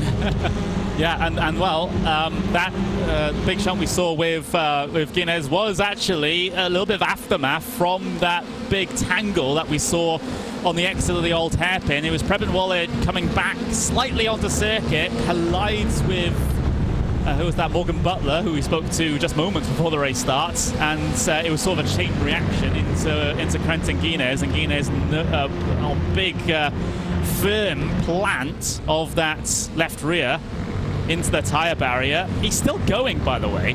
I don't know how. He's still going. He's managed to limp it back to the pit lane. He's diving down on towards the pit lane now. So Guinness, 3 wheels on the wagon. And, well, now he'll have the pit crew attend to that one. Gets the fast repair and back out there. Steph Schlacker and Neil Ferrier getting in a very close proximity to one another here as well. They've had a few clashes on track so far this season, but Ferrier gets the best of it for now and carries on. Schlacker now under pressure from one of the Altitude SimSport machines. Oh, he makes a big move. That's Adam Watson. Big move on the brakes from Adam Watson. I've said that many times over the last 12 months or so. Ben Gregory in there for the fun too. But all the top runners in the Pro class in big trouble on lap 1, Conrad, but also in the AM class. Stephen Daly out too. Yeah, Stephen Daly having major problems caught in that incident. I think it is the very same incident. So, it only takes one little tangle like that, and all of a sudden, well, leaders in not just one, but two championships have been affected, and, well, by extension, 3 championships if you include the teams as well. So that's how it can change, and so quickly in just a single race. But a little bit of scrapping between Tompkins and, well, contact between Tompkins and Blackwell. Blackwell almost spat out into the grass.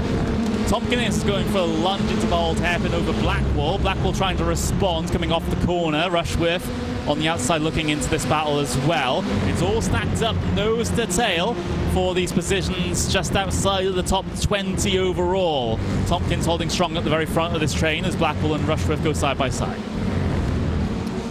So at the front we've potentially got a proper all-star battle between Savidovic and Harrison, and indeed, why not, Miguel Freitas. Great stuff from Craig Williams as well in the lone Audi, the solo machine from Ingolstadt in 4th position. Great stuff from Craig.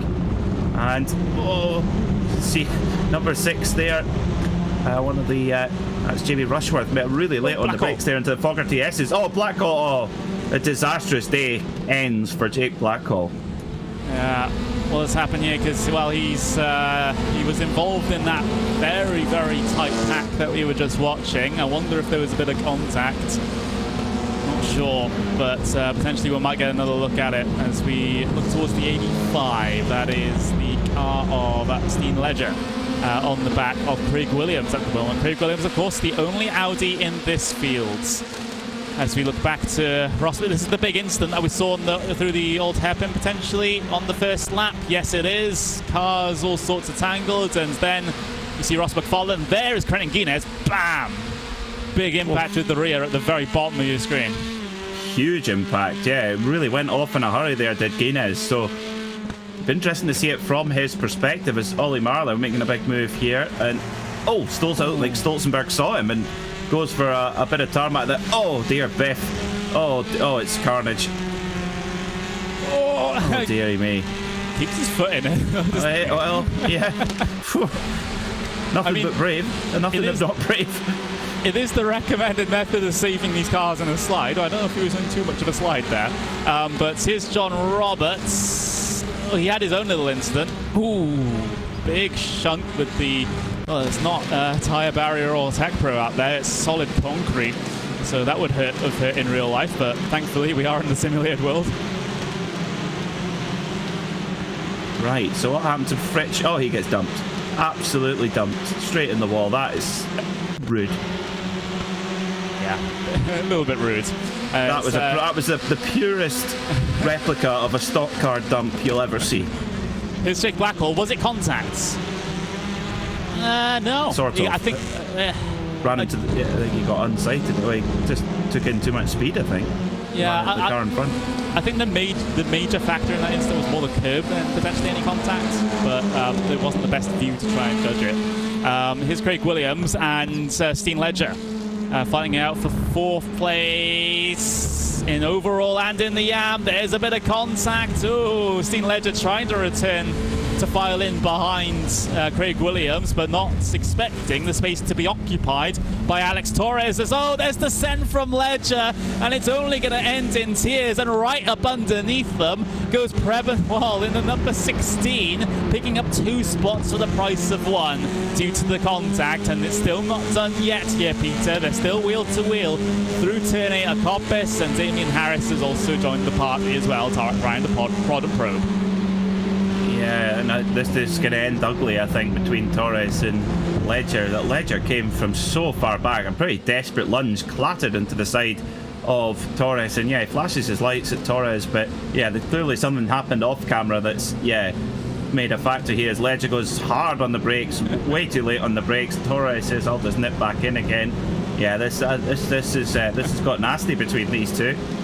It's gone personal, hasn't it? Yeah. We've seen the 2 of them. Hopefully, calm heads, cooler heads will prevail, and we can have some fair racing out there. But there has been a couple of incidents so far this season where there's sort of been some retaliation, shall we say, from deeds that have been done in the past in terms of previous races, and, well, maybe even previous in the same race. Yeah, quite possibly. Have we got our very own Matt Neal and Jason Plato yet? Not yet. We're not there yet, but I feel we're getting there. As we ride on board with Neil Ferrier, trying to make a way through on one of the altitude Hondas. That's Adam Watson, and Adam, bless him, he's fractured his elbow, but he's racing on with a lowered force feedback on his wheel, and Ferrier gives him a little rub up there. Watson hangs on. He actually won a race in the World GT Championship on Monday with that injured elbow, and squeeze hard. Squeeze out that lemon juice. Squeeze out the lime juice. It's getting sour. Rubbins Racing, ouch. Boys. The rubbing tours, the rubbing panels on the way down the back straight. Ferrier the long way around at the Fogarty S's. Can he get the line through? He can't really carry that much momentum because he followed too closely behind. There's the flash of the lights in frustration. There's going to be is there going to be a send? Yes, there is going to be a send down in towards the hairpin. Watson is aware of it. He leaves the space for it to happen as Ferrier, well, he's convinced he's been hard done by here, and now he's going to try and take this by force. Hopefully not too much force to draw the eye of stewards, but enough force to give us some entertainment, that's for sure. We're certainly being entertained, that's for sure. Ben Gregory saying, that's fantastic, you guys keep doing that, and I'll just come onto the scene. He flashes them there in the boosted Hyundai. Watson, be careful. Oh my word, that is so Donington. Donington turn 1 at Redgate. We see that so often, drivers switching around 2x2 down the Craner curves. Off we go. How often do we see the switchback move through Redgate as well? Yeah. It's the choice, the move of choice through there. Watson's been able to get himself back through. Benjamin Gregory has a front row seat to all this action at the moment. So it was Tim Berry joking about Ben getting himself the fan boost to improve his performance in this race, but he's run into a bit of a brick wall at the moment with these two guys fighting. They've been fighting for a good couple of laps on end here, and it still seems there's no end in sight. Watson, we know how hard a racer Watson is there, and he's really squeezing Ferrier right out to the paint there as well, and he's not going to like that. Here comes the RT Simsport driver in the Hyundai Elantra into Fogarty S's. How many times have we seen big moves into there? No, not quite. And I tell you what, that chicane, of course, named after four-time world superbike champion Carl Fogarty, who was a notoriously hard racer, and he would love this. Oh, Steph Schlacker's... Oh, this is the battle for AM class, remember. So Gregory and Schlacker, this is the battle for the AM class, and 14th overall, and they're side by side with 8 minutes to go. They are. So many places to look at if you want some action. 2x2 through Goddard's. They are able to get through it across the line. By the way, while all of this is happening behind them, Watson and Ferrier are continuing on their battle on the way into Redgate. Ferrier trying to get the up and under again. Here's the battle pack behind them. Gregory able to keep himself in the AM class lead for now. Schlacker giving him a good run, but Johnson's involved in it, so it's P1 through 3 in AM altogether. Lloyd Grabier, Dan Martin also on the very back end of this chain. So in fact, it's technically the top 4 in AM, all in the same train, separated by a pro driver, and Arabia going to get in the run. Ferrier's got the run on Watson down the road as well. Oh, and side by side into McLean's go Gregory, and Schlacker is... Gregory goes deep and he just clips him on the way by. Not intentional, I'm sure, as Schlacker then goes into the AM class lead. Meanwhile, at the front, just a little bit up ahead, Watson and Ferrier still carrying on. This is bonkers. Fantastic. I'm seeing the gap come down a little bit for the race lead as well, so that might also not be over. So Savidovic and Harrison might be a thing at the end of this race. Look, Rabia getting himself, keeping himself ahead, of Dan Martin. Riding on boards with that aforementioned driver to see what's going to go on here down in towards the hairpin. Ferrier and Watson, by the way, again further down the road, they've basically bullied each other out of the Melbourne hairpin there, and Ferrier is indeed through. Here comes the 3 wide on the way in towards the final corner as Mark Johnson's in the middle of it. Dan Martin has been able to get the best of the 3 of them. Gregory, despite that little instant, still involved, still getting stuck in. Tell you what, Raby really showed Johnston the hard shoulder there. That was tough going there. Ran him right out to the curb and more. Shows him the curb, and well, Stefan Schlacker meanwhile looks in the mirror and he's scampering away at the front of the AM class as well. And this would, now I've seen Steph Schlacker get on the podium a few times in AM, but this would be his first AM win of the season. Oh, is he off? No, that's Watson. Watson's off. So Watson has gone off in the battle with Ferrier. What happened there? Single car incident. They went side by side whatsoever. They went even close. Watson just overcommitting a little bit too much into the old hairpin, just spits him wide. How many times have we all done that? Countless. If you say you've not done that, you're a liar. Yeah, it's a very, very tricky corner. It's a corner that sort of tempts you to carry as much speed as possible through, and you kind of have to with the run through the Starkeys Bridge section up towards McLean's. But that exit curb, isn't really too forgiving. No, definitely not. And indeed the gap is closing at the front of the field. Meanwhile, it's closing at the front of the field in AM as well, as Dan Martin right on the back of Stefan Schlacker now. And here he goes, he's going to make a really late. Oh dear me, that was very late, and just barges into the side of Dan Martin. And as we know, Connery, I'm sure Steph will be completely docile and completely impartial about that particular incident. Yeah, well, it does mean we have new AM class leader of Dan Martin. Shotgun not interviewing him. We'll have to arrange something different. But Mark Johnson, it's P1 through 4 in AM here, all in the same train. All of them, I would say, are having a chance at taking this AM class lead, because there's been a few mistakes setting in here and there, and well, both the cars at the front of the train, both Martin and Schlacker, making the same mistake, potentially Schlacker following in the tyre tracks of Dan Martin, as here comes Benjamin Gregory. He's got past Mark Johnson already. not quite clear, so I won't speak so soon. He does have the rudder speed out of the corner, though, to be able to convert that position. So Gregory's on a charge back through this after his instant. Next one on the list is Schlacker. Potentially, 4 minutes to go. Martin's on the cards as well, but everyone in this train's kind of been pretty equal, so it's a very big unknown here. Oh, this is really played for keeps here in the AM class. Dan Martin put a very firm move there on Schlacker. Although, I mean, there was room. He made it. He made the move, and it was a wee bit late. But he made the move. There was a gap, and he used it. That's touring car racing sometimes. So, but Martin's made a mistake. Schlacker's got by again in the AM class as well. Oh dear, it's getting nasty. It's getting nasty at the front here in AM. Oh dear, what happened there? Maybe a misjudgment there from Dan Martin. At least that's how I would assess things in my professional opinion. On the way in towards the final corner, and thought he had space to swing back to the inside, but on the live pictures, well, maybe that's a bit too high of an age rating to be on a RaceSpotTV broadcast. What happened there through Redgate is Benjamin Gregory pressing the nose into the back and now loses a couple of positions. Might have a slowdown, actually. Now, incident points. What incident point are we looking at? Because, there's been every 17.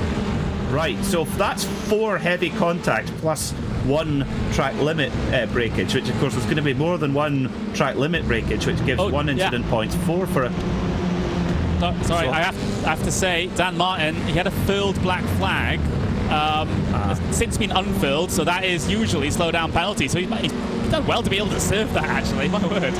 That might be where the misunderstanding came in at the hairpin there at Goddard. So Paul Smith right there in the wheel tracks of the defending champion Ross McFarlane, who's trying to get as many points as he can to try and get some sort of point back on Cornton Gaines, who's at the back of the field. So here comes Paul Smith. He's got a great run now. He's going to tuck in right behind McFarlane. This is for just around the back of the top 20, and Paul there, thought he was making a move there on Ross McFarlane. He was having a go, not quite this time around. So they're battling over just to 23rd place. Big impact with the barrier for James Holman. It was contact with Harry Fox. This is a bit of a weird incident. Let's have another look at it. Yeah, if you go across somebody's front bonnet, you will get that will happen. You'll get tangled around. Meanwhile, at the front, 8 seconds ahead of anybody, Kieran Harrison and Wojciech Savidovic. Savidovic leading the way from Harrison, and Harrison is just getting to about 0.4 of a second and can't quite get that last bit up. We'll have 1 lap to go after this one, so it's now or never for Harrison if he wants a win tonight. It is.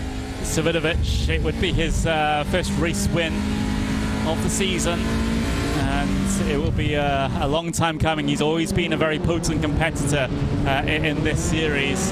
Got himself a handful of race wins in season 1, but none so far here in season 2, so we'll get him off the mark at least. But coming through Goddard's for the penultimate time, to the start-finish line for the penultimate time to start the final lap. The gap still around about 4.5 of a second. You're pretty much right there, Peter. Kieran seems to have been able to get to this 4 to 4.5 seconds. 4 to 4.5 of a seconds back, excuse me, and can't quite penetrate through as the incident we saw with Ferrier. A little bit of a... Yeah, you could argue that was a little bit self-induced there from Ferrier. Sort of didn't notice that Watson was in his blind spot. Across he went, and then biff, he was in the wall. Well, so the AM class then, Schlacker still leading from Dan Martin, but now here comes Harrison. He is getting noticeably closer now on this last lap. We're going to have 2 simultaneous grandstand finishes, I think, here, Connery. That's the potential that we're seeing. Well, the potential situation that we're seeing unfold. Although Harrison, he's still that 4.5 of a second back. He can't break through this wall that's apparently formed at 4.5 seconds off the back of Savidovic's car. A good run through the Fogarty S's though, But is it too little too late for Kieran Harrison? It's a little too far back to be making a dive into the Melbourne hairpin. He might just have to settle for second place unless Savidovic makes a mistake through the final corner. But for Wojciech Savidovic, it's been a bit of a drought in terms of race wins here in towards Season 2, but he's finally got himself on the board. The number 80 heads his way through. Wojciech Savidovic will take the race win here at Donington Park for race number 3. Back in the AM class leads, though, Stefan Schlacker. Can he hold on to this one? Dan Martin went very late on the brakes in towards the Melbourne hairpin to try and surmount the gap as much as possible. But I think he might have signed his own, gotten the results all sealed up already, because he doesn't have the runner speed on the way in towards Goddard's. Look at that. Drag race to the line. Does Rushworth pull out of that one? Mark Johnson came across the line marginally ahead of Rushworth, but it is Stefan Schlacker taking the AM class win here for race 3 at Donington Park. Great result for Stefan, but I'm not sure what that situation was going on behind him. Yeah, there was a lot of shuffling going on there. This is Marcel Fritsch in the 99, who, of course, had to get a fast repair after an incident on lap 1. There's quite a few drivers. Oh, Fritsch hits the rear of Marler, and Marler straight into the wall, and he can't get going again on the one corner from the end, and he's done. Oh, that's the tragic way. That's the most tragic way to have a race end. Just a corner before the checkered flag. We'll have to see it on the replay, see exactly what happened. Oh, the space is left there. Like, Marler gave him enough space, and I think Fritsch has, asked for a little bit more. And, Marler he doesn't have the obligation to give it. That's really bad luck there for Marler. Nothing he could have done. Here we go then. Unofficial race results from race 3. Wojciech Savidovic taking his first win of season 2, with Kieran Harrison coming home on the second step of the podium. Miguel Freitas with a quiet but competent race, getting himself up onto the podium. Craig Williams, how he's wheeled that Audi into 4th place, I don't know, but 4th place it is for Craig Williams for the Craig Setup Shop team. Steen Ledger in P5 with Prevenwell in P6, Damon and Harris P7, Konstantin Stolzenberger, race winner from race 2, finishes in P8 in race 3. Morgan Butler P9 and Pete Newen round out the top 10. Alex Torres in P11 with Adam Watson P12, Luke Rabia in P13. We go all the way back to P14 to find our AM class winner of Stefan Schlacker.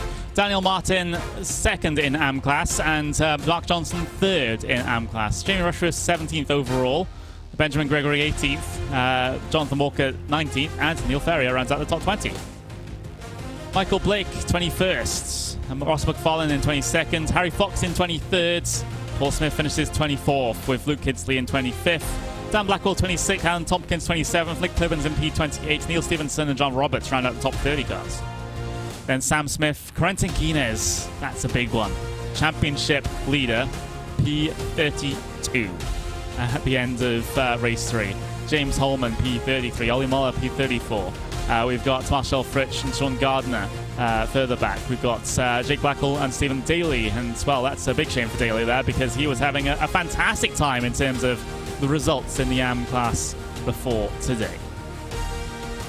So then, with an action-packed race 3 under our belts, we can get talking to a couple of our drivers potentially. And who do we start off with here, Peter? Because we got the number 80 on screen, and the number 80 hasn't turned up to his interview just yet, so we will have to move on to someone else. Why not? Let's get the AM class leader in.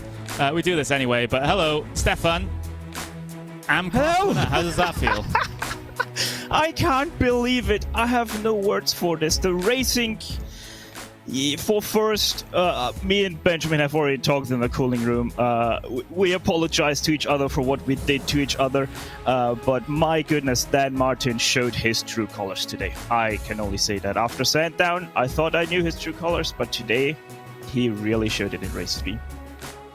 Well, at least in terms of your particular results there, you can speak for yourself. It's a race, and it comes off the back of, potentially pretty good start to the season for you. Is that is this now the plan going forward, to compete for race wins, to compete for podiums? Connery, it's honestly incredible. I'm sorry that I cut you off there, but I've said it earlier in the interview with Peter McCall after the first race. I was on the struggle bus so hard. I was still on the struggle bus in this race as well. I was struggling so hard. I had no pace, and somehow I kept it all together. The fighting was incredible for me. I just tried to hang on as much as possible. Got a little bit carried away with it altogether, but it's just amazing. I'm sorry for Stephen Daly that he got that into that crash there, which promoted me into first, but my goodness, second and now first. I have no words. I'm still shaking. I was that excited over the line. Yeah, well, it was, race win, potentially more to come later on in the season, but we do have to move on to some of our other interviewees, so thank you very much for joining us, Stefan, and we'll see you next time. Well, thank you. Have an awesome Thursday. All right, bye-bye. Okay, so that was Stefan Slacker taking the AM class win here in race number 3. Fighting words, some potentially quite controversial words there as well, Peter. We do have to address that. Yeah, I mean, I think when you see a battle as fierce as that, nobody's going to be happy at the end of it. It's always going to be very, very, very, very tough, very, very hard fought. Steph came out this time. I'm sure it could go a different way another time, but proper hard racing going on there as well. But that's touring cars. It is, and we've got stewards for a reason, and the stewards are the ones that hand out the penalties. Drivers will have their own views, and we have our own views in the commentary booth as well, but in the end we don't make the decisions. But we can speak to Preben Wall, Luminous Racing, number 16 car. Preben, it was, we saw you involved in the thick of things here today. Just tell me how it went, because P11 to P6, at least in race 3, that's not too shabby, is it? I'm so happy tonight, honestly. Was a good qualifying, 3 good races, good finishes, and very good points. One of the best meets I've had in this series, so I'm very, very happy. Yeah, it was an incredible performance. Before we go any further, though, can I get confirmation on how to pronounce your last name? Because I'm pretty sure I've been doing it wrong this entire time. My name is Preben Walle. So Walle? Good. Okay. So good luck with that. We'll just go. I got the Walle belt, so there we go. But I mean, Walle is fine. Okay, I don't mind. I don't mind. All right, there we go. So at least that clears that up, and I can rest easy at night knowing that I'm not butchering pronunciations of names here in the series. But at least for you, at least coming into this championship, it's it's been a bit of an up and down situation. You're P22 coming into today, and at least from what I see of your performances so far, well, at least here at Donington, it seems like this was your best race meeting of the season so far. Do you think this is now potentially your season back on track? I think so. Brands was good for me, but I picked up a few penalties. First race in the series, a lot of nerves, a bit too, eager to prove myself. Then I did well at Sandown, despite having a few penalties, so I couldn't qualify. But I picked up some good points, and tonight I'm where I want to be, where I should be, I think, in this series. There are 4 or 5 guys who are incredibly quick, and with the amount of practice I put in, I can't really expect to be on pace with them, but I hope I can stabilize myself inside the top 10. That's my aim for the season. Well, I can get a good refresh of my spreadsheet now, so I'll be able to tell you the points. So you've got yourself up into 13th place overall. That is behind 2 AM drivers, so rounding that up to 11th place in the pro standings coming out of today. Is that more representative of what you were hoping coming into this season, or do you want to be a little bit deeper inside the top 10? I mean, it's kind of pointless to ask. Every driver wants to be deeper inside the top 10, but was that your expectation? I mean, coming into the series, I hadn't driven a race since Nürburgring 24 hours back in April. Oh, geez. So that's a long time. So I didn't have a lot of expectations, to be honest. But I do enjoy the TCR, and I pick up pace quite quickly in it. So I think like 10-15 is where I should be, and that's where I am now. So I can only build on this in the coming weeks. Yeah, and that's what everyone hopes to do. Previn, thank you very much for joining us here in the RaceSpotTV commentary booth, and we've got a little bit of a break before we get our next race underway, or next race meeting underway, so enjoy that, and potentially we might see you again with more great results later on in the season. Thank you, Connery. There we go. We do have a couple more drivers to speak to, and well, Peter, I'm going to drag you in for this one. Who do we speak to? Well, Paul is marked as away, so I guess we'll speak to Ben Gregory first. So Ben's standing by with Peter. Ben, welcome back to the RaceSpotTV commentary box. I tell you what, that was some battle for the AM class. Tell us what it was like to be in the heat of it. I don't think I've had a more contact-ridden battle with no 4Xs and actual so much respect as well. Like, yeah, we got a bit door to door, nose to net tail, but like honestly, so much fun. Don't really mind too much. It certainly looked a lot of fun in the middle of it as well. I mean, you're an experienced competitor in lots of different leagues. I mean, this season it does seem like the depth of field here in the World Touring Car Series has really picked up. Would you agree with that? Oh yeah, definitely. Like it's suddenly gone like, oh, people have real talent in TCRs have come along and like starting to really show off. So with me getting second last year in the AM Championship, thinking, oh, Jake Blackwell's moved up to pro, I can maybe have I can't. There's some very, very quick boys in this series, and I think I'm going to have a proper fight on for the title, I think. Well, we're certainly looking forward to watching it all. 2 weeks till the next race. What's your style? Do you kind of take a bit of a rest, or do you use it? You get hard practice in working on the setup for the next race. Probably not too much rest. We have Le Mans coming next weekend, and also then I have to do the stewarding work as well after this. So luckily I can be a little bit laid back with my tardiness. Well, you've certainly got a few excuses in there as well to get a bit of a rest from the wheel of the TCR. Ben, well done on some super racing tonight, and good luck for the next round. Thank you very much, guys. Cheers. Well, thank you very much, Ben, for joining us. And well, Peter, Ben certainly with this performance here at I was going to say Brands Hatch. We already had Brands Hatch at Donington Park. He certainly definitely thrown his name into the hat with regards to AM class potential championship run. Yeah, I think so, and I think he's got the attitude just the right way. He said there was lots of bits of contact there, but he loved it. He was really enjoying it, and I think he's going to have to embrace any driver wanting to win, especially the AM class where you're often fighting in the midfield. I think that's exactly the attitude to have, and I think that will carry him very, very well through the rest of the season. It will, and well.